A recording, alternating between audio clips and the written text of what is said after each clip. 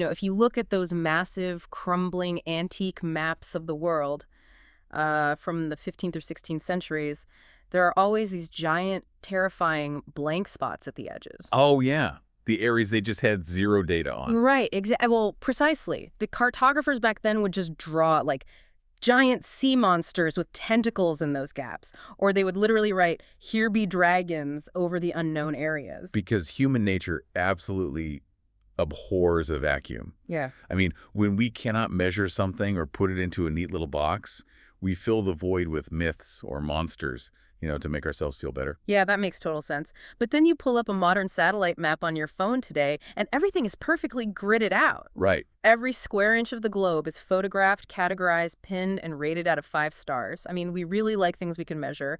We like to know the precise coordinates of our reality because, well, it makes us feel safe. Gives us the illusion of control. We want to put a red pin in the digital map and say, there it is, I understand it, I can master it. But then you step into theology, specifically the study of how the Creator interacts with the physical universe. Yeah, and that changes everything. It really does. Suddenly, our satellite maps and our little red pins are completely useless.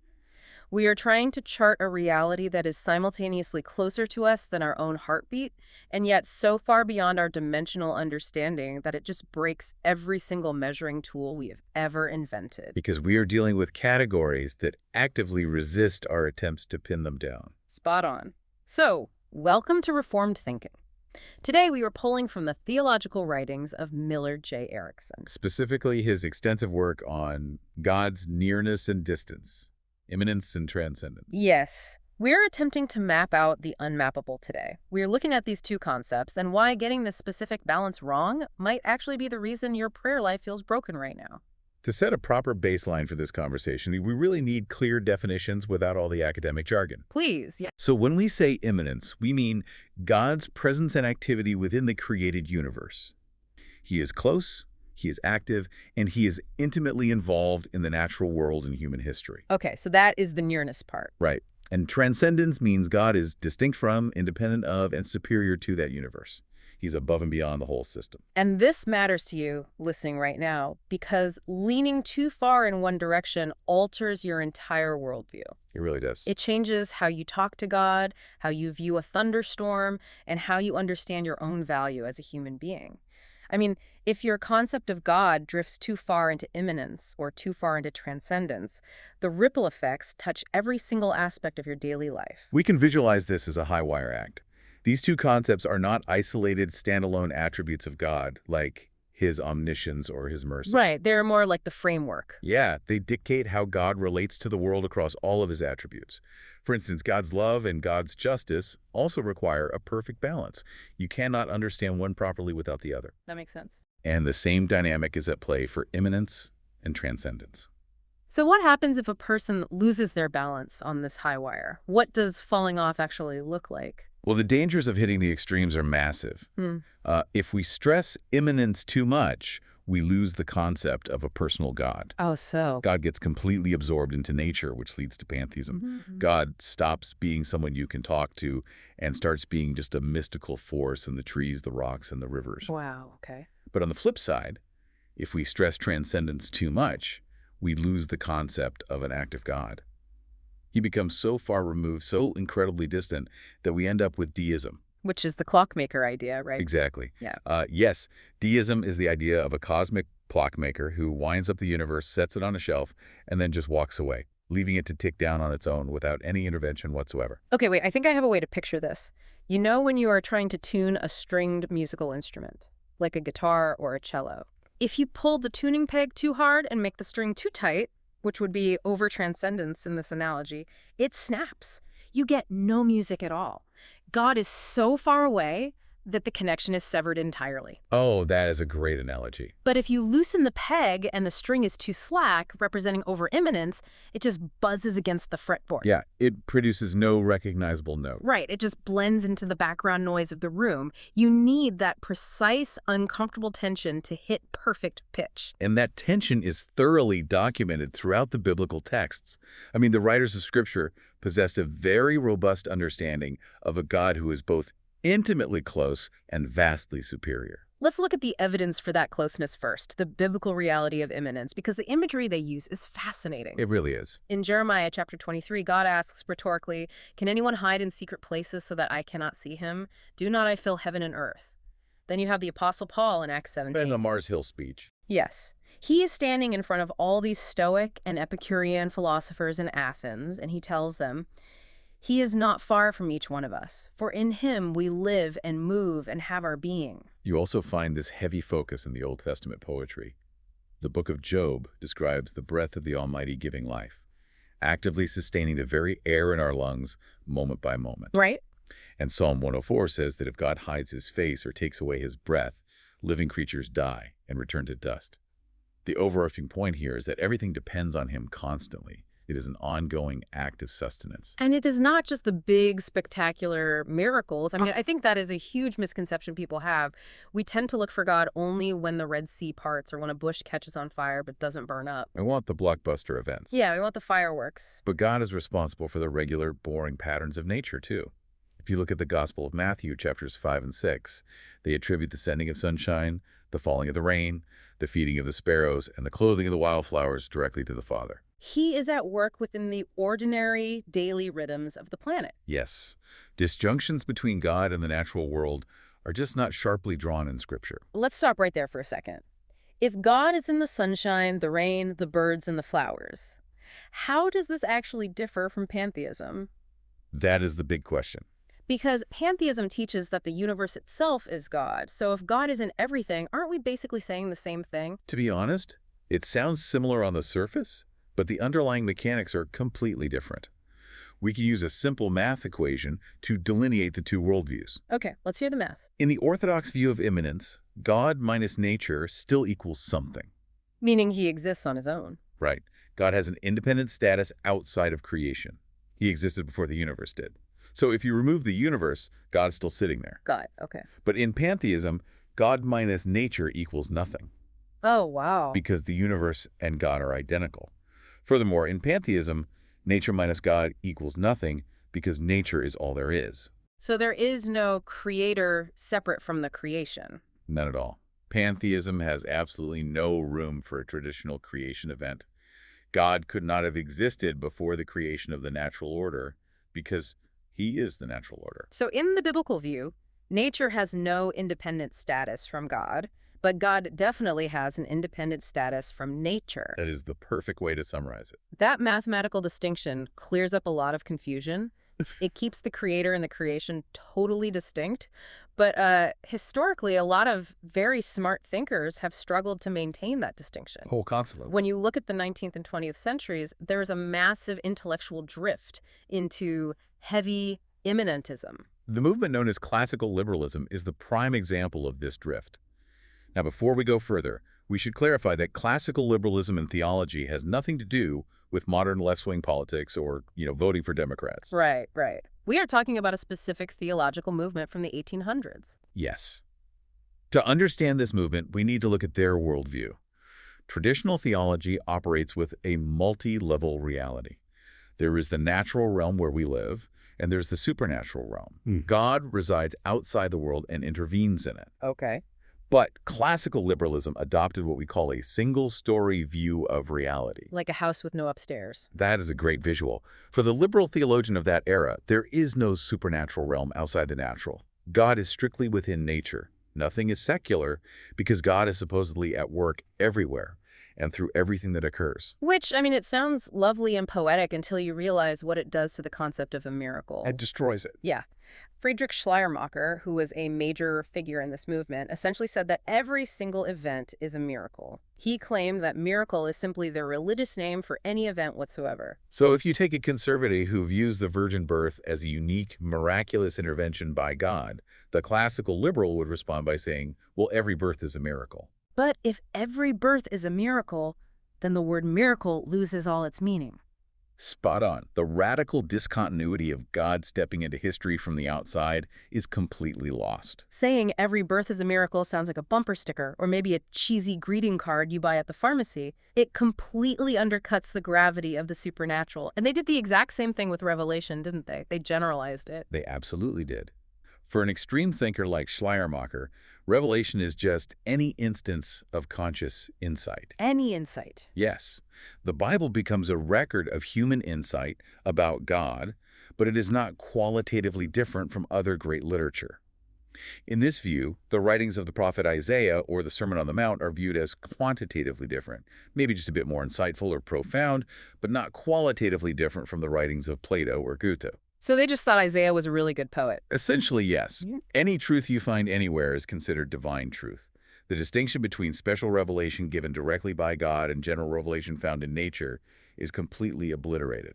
This drastically diminishes the gap between God and humanity. I mean, the traditional view is that humans were created in God's image, but we are totally distinct from God. Then humanity fell into sin and requires a radical, grace-driven rescue mission from the outside. Right, the traditional fallen redemption narrative. But this immanentist view sees human nature completely differently. In classical liberalism, human nature itself contains a spark of the divine. They reject the idea that our original nature has been corrupted by a historical fall. Instead, human nature is intrinsically good. It just needs a little push. Yeah, it just needs further development. It needs a good education and proper nurturing. In this framework, humanity does not need a conversion or a supernatural rescue. We just need inspiration. We need to fan the flames of that divine presence that is already sitting inside us. So naturally, that completely changes how they view Jesus Christ. I mean, if everyone has a spark of the divine, then Jesus is just a guy with a really, really big spark. That is the inescapable logical conclusion of their premise. The historic Christian view insists that Jesus was qualitatively different from all other human beings because he possessed two distinct natures, divine and human. Right. But as classical liberalism merged the divine and human into one single-story reality, the distinctiveness of Jesus became relativized. He was viewed as different from us only in degree, not in kind.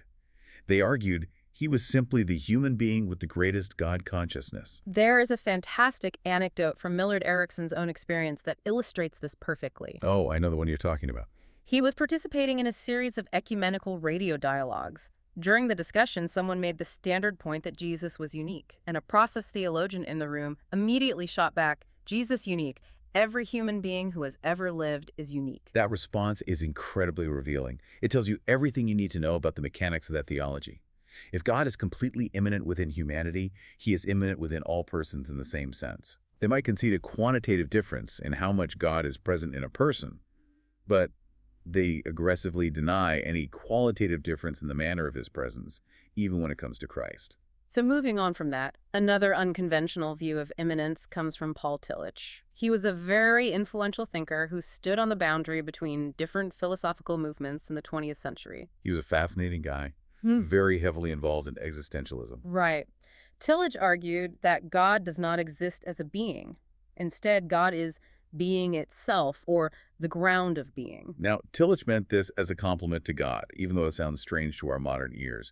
He was trying to say that finite beings like you and me merely exist, but God is the deep internal force that causes everything to be rather than not be. I'm trying to wrap my head around this. To explain it, Tillich used the analogy of a tree. He said God relates to the world the way sap relates to a tree. The sap is not the tree itself, but it is the vital life source flowing through the tree. This is a textbook definition of pantheism. Pantheism. Notice the extra syllable there. It is not pantheism where God equals the tree. Pantheism says God is the vital force within the tree. But Tillich's view has massive consequences for the everyday believer. Wait, I can see the problem right away. If God is just the sap in the tree or the ground of being, you lose the personal aspect entirely. Exactly. I cannot have a person-to-person relationship with sap. I cannot sit down and pray to the ground of being in a traditional way. It would be like trying to have a conversation with gravity. And Tillich fully admitted this. In his framework, you cannot know God as a distinct person. You can only know him in conjunction with knowing some other being. Tillich taught that experiencing a very deep relationship with another human being, experiencing the transcendent God. Wait, so prayer is just talking to a friend? For him, prayer and meditation just sort of blend together into a vague feeling of connectedness. There is no real communion with a Heavenly Father who listens and responds. When you read his work, you realize very quickly that he is not describing historic Christian piety at all. So why did Tillich develop this system? What problem was he actually trying to solve? Because nobody wakes up one day and decides to pray to tree sap without a reason. Well, he was operating after the devastation of the world wars, dealing with a culture saturated in existential dread. People were asking massive, heavy questions. Right. He used something called the method of correlation. He would look at the broader culture, analyze what specific philosophical questions people were asking, and then formulate a theology to answer those specific cultural questions. The big question he saw in culture was the question of existence itself. Why is there something rather than nothing? And his answer was the ground of being. Yes. But the traditional creator theology answers that question just as effectively, right? Yes, and that is the flaw in his method. The orthodox answer is that God is the power of being, but he is also a being, the supreme unlimited being. You do not have to strip away God's personhood just to answer why the universe exists. Yeah. The traditional creator model handles the question perfectly well without sacrificing the personal nature of God. But wait, if Tillich's sap in the tree idea strips God of his personality, didn't anyone try to invent a theology where God is still deeply embedded in the universe but actually has a mind of his own? You are hitting on the exact problem that led to our next movement, process theology, championed by thinkers like Alfred North Whitehead and Charles Hartshorne. Right. Process theology. And Whitehead was actually a mathematician and a physicist before he turned to philosophy. Process theology says that reality is fundamentally dynamic. Everything is made up of processing events, not static substances. Think of reality less like a solid brick and more like a continuous stream of water. Okay, I am with you so far. And they apply this dynamic processing directly to God. So God is also in process. He is developing and growing as the universe grows. In their view, God has a fixed element, which they call the mental pole. This is God's conceptual vision for how things should be. But he also has a changing element called the physical pole, which is made up of his ongoing sensory experience of the world as it happens. A dipolar God. And because God is in process alongside the universe, he attempts to influence the world not by predetermining things or by coercing them with almighty force, but by luring the world. Luring it. Yeah, he offers possibilities to humans, but he has to wait and see what the universe actually decides to do with those possibilities. So in process theology, God is neither fully omnipotent nor fully omniscient in the traditional sense. Correct. He cannot guarantee an outcome, and he does not know the future perfectly because the future has not been processed yet. He is just doing his best to lure us in a good direction. They developed this partly to solve the problem of evil. If God cannot coerce anyone, he cannot be blamed when bad things happen. Which seems convenient. But this is where we hit the ultimate danger of extreme immanence. There is a terrifying ethical warning here. If God is entirely immanent, if he's just processing along with the universe and totally embedded in it, then it becomes almost impossible to distinguish the work of God from anything else happening in human society. Including objective evil. The theologian Karl Barth made a very sharp observation about this. During World War I, there were Christians in Germany who identified the aggressive war policies of Kaiser Wilhelm as the active working of God. Serious? Yeah, they thought God was just bringing about his evolutionary purposes through the state. And it happened again in the 1930s. Some Christians genuinely regarded the rise of Nazism as God's activity in the world, moving society to its next phase. That is bone-chilling. It is the inevitable result of losing transcendence. If God is totally immanent, whatever happens in society is seen as God's will. Without an outside, objective, transcendent standard of righteousness looking down on us, God simply becomes a convenient label for human ideals. He becomes a mascot. A mascot. The thinker Edward Scribner Ames once noted that in this kind of theology, God is treated like Alma Mater or Uncle Sam. Just a patriotic symbol for whatever the culture wants to do at the moment. If you have no transcendent standard looking down from the outside, judging human behavior, then you have no way to say, this societal movement is objectively evil. Immanence without transcendence leaves you ethically defenseless. We have spent a lot of time on the dangers of extreme immanence. Let's pivot.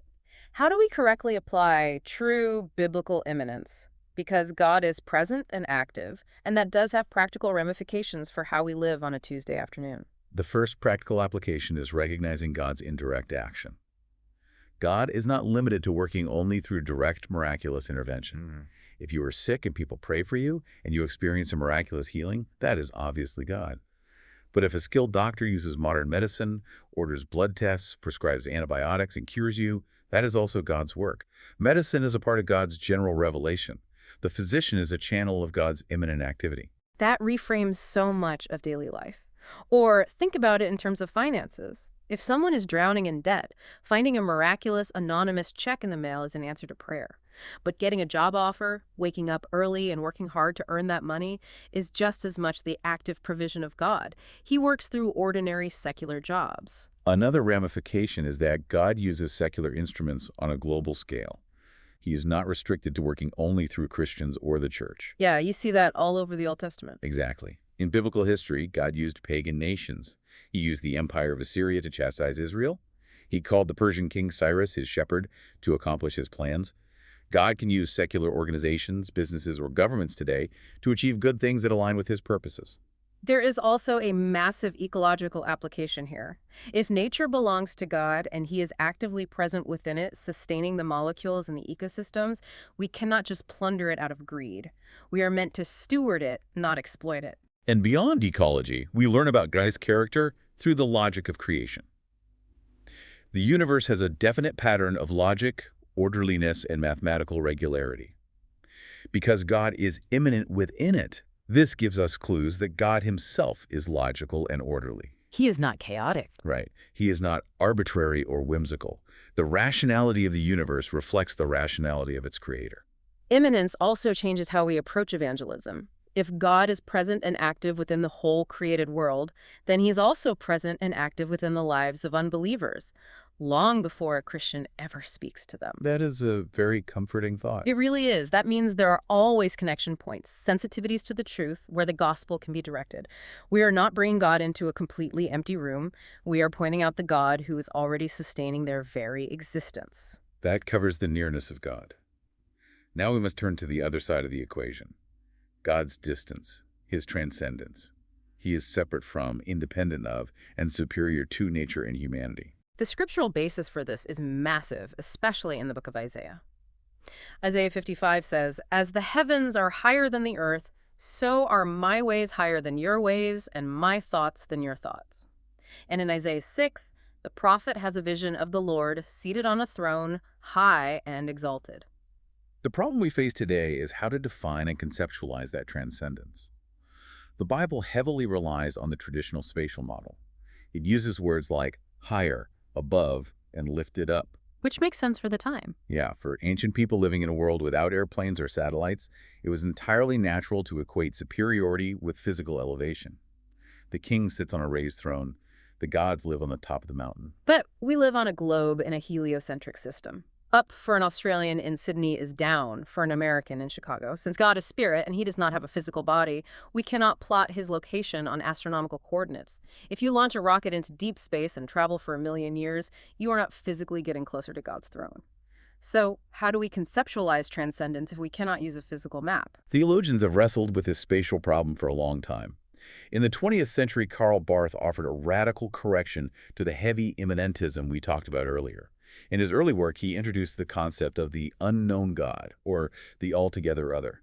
Barth argued that God is separated from us by an infinite qualitative distinction. Meaning there is no spark of the divine in us. Zero.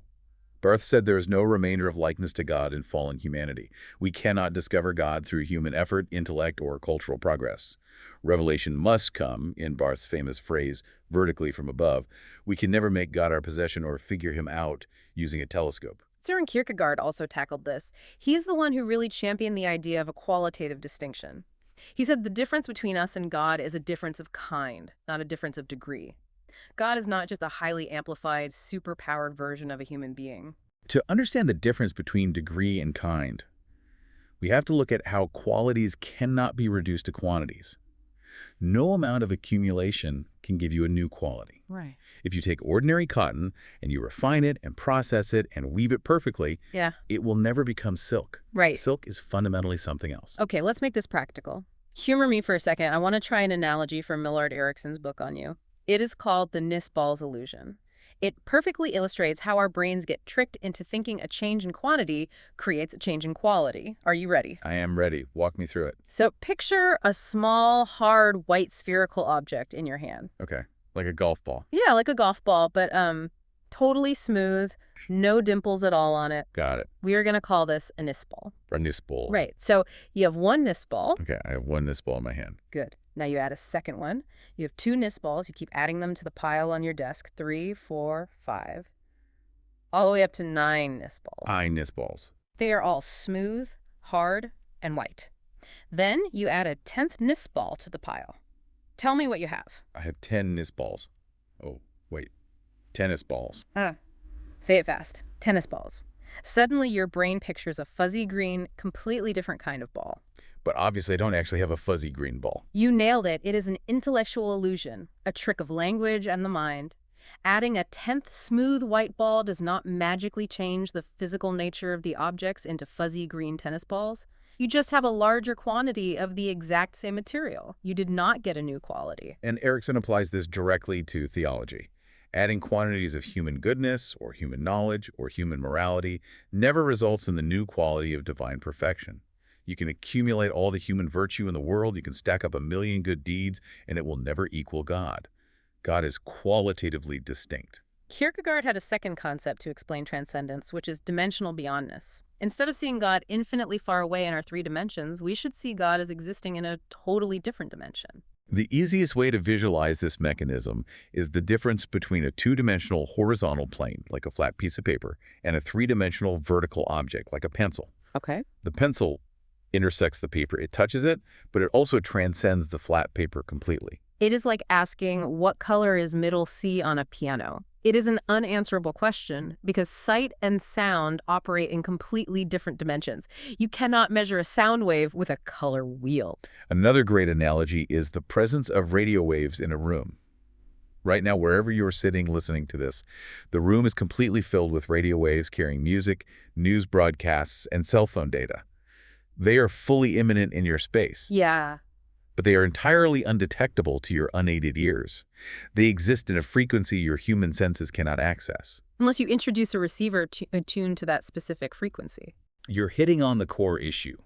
The waves are close, but they are inaccessible without a change in state or equipment. God is close to us. His influence is everywhere. But because he operates in a spiritual realm of reality, we cannot reach him by geographical travel. It requires a change of state. Modern physics actually offers some wild connections to this. Think about string theory. Physicists speculate there might be 10 spatial dimensions in the universe, far beyond the 3 dimensions of length, width, and height that we experience. If a being inhabited all 10 dimensions, they would completely transcend our 3-dimensional world while still being able to interact with it instantly at any point. They would be dimensionally beyond us. And that leads us to the ultimate mystery. Time. How does God transcend time itself? There is a relatively recent theological development called the Theology of Hope. This framework uses a historical or eschatological model instead of a spatial one. Right, so instead of focusing on space, it focuses on time. Exactly. Yes, so instead of God being physically above us, he is chronologically ahead of us. Yes. God's transcendence is viewed eschatologically. He appears on the frontier of life. He calls to us from the future. The movement from humans to God is not a change of place from here to there, but a change of state from present to future. We can tie this back to physics again to understand the mechanism. Albert Einstein's theory of relativity showed us that time and space are conjointly relative. It is a 4-dimensional space-time continuum. So God's relationship to time should be understood parallel to his relationship to space. This helps answer the paradox of simultaneity. In an Einsteinian universe, the only constant is the speed of light. When an event actually occurs depends entirely on the location of the observer. Let me give you an analogy for how this works. If you were located 1 light year out in deep space and you had an incredibly powerful telescope pointed at Earth, you would be watching events that happened a year ago. Right. If you move much, much farther out into space with that same telescope, you could watch the American Revolutionary War occurring right now. The light from that event is just reaching your lens. And if God is not limited by the speed of light and possesses infinite energy, he is totally outside of time. The physicist Stephen Hawking suggested that just as there is a cone of light extending into the past, there is a cone extending forward into the future, containing events that have not yet occurred from our reference point. So for transcendent God who exists outside that cone, what does foreknowledge look like? How does he know what I'm going to do tomorrow? It completely flips our understanding. For a God sitting outside of time, what we call foreknowledge of the future, is actually God recalling the future. Recalling the future. Wow. Yeah. He is ontologically non-temporal, meaning his existence is outside the flow of time, but he is influentially present at every point within time simultaneously. He remembers tomorrow just as clearly as he remembers yesterday. He sees the entire parade from a helicopter, while we only see the float passing right in front of us. Okay, let's bring all of this soaring, multidimensional theology down to the ground. What does living in light of a transcendent God actually mean for us? What are the practical takeaways for someone going to work on a Tuesday? The first application is human value. If God is transcendent, then our value is given to us from above. Our worth is not determined by the shifting flux of human opinion, by how many followers we have on social media, or by our rank in a biological evolutionary process. Our value comes strictly from being made in the image of the supreme, eternal, transcendent God. It also requires massive intellectual humility. Because God is qualitatively distinct, our human concepts, our doctrinal ideas, and our beautiful church architecture can never fully capture or exhaust the reality of God. We cannot put him in a box and say we have him figured out. This gap between us and God also clarifies the nature of salvation. Because the gap is metaphysical, we are fundamentally a different kind of being than God. Salvation could never be a human achievement. You not climb a moral ladder to become God. Fellowship with him must be a pure gift of grace. We will always remain humans. Even in a redeemed, glorified state in eternity, we will be perfected humans. We will never morph into divine beings. The creator-creature distinction lasts forever. And because of that lasting distinction, reverence is absolutely mandatory. In our modern worship, it is incredibly easy to become excessively familiar with God. We treat him like a buddy, a life coach, or an equal. But true transcendence demands what the philosopher Rudolf Otto called the mysterium tremendum, a deep sense of awe, wonder, and holy fear. We are not equals making demands in prayer. We are submitting our wills to a sovereign Lord. Finally, we must expect the genuinely miraculous. We do not just look for God in the natural everyday processes. We expect transcendent intervention. We use the tools he provided, like going to a professional Christian counselor to work through trauma, but we pair that practical wisdom with the anticipation of unpredictable, miraculous answers to prayer that completely defy human explanation. The balance is everything. God is far above, ruling from eternity, and yet he is closer than the air we breathe, actively sustaining our every step. So as we wrap up the session, I want to leave you with a concept to mull over on your own. We have talked about how God is dimensionally beyond us, yet completely immanent within our exact coordinates. Consider this. Every mundane interaction you have today, buying coffee, talking to a coworker, sitting in traffic, is happening on a completely ordinary physical plane. And yet, at that exact same coordinate, it is intersecting with the very ground of eternal reality. The infinite God is present in that microsecond. How does that dual awareness change the way you speak to the next person you see today? It changes the map completely. Thank you for joining us on this edition of Reformed Thinking. Keep questioning, keep seeking, and we will see you next time.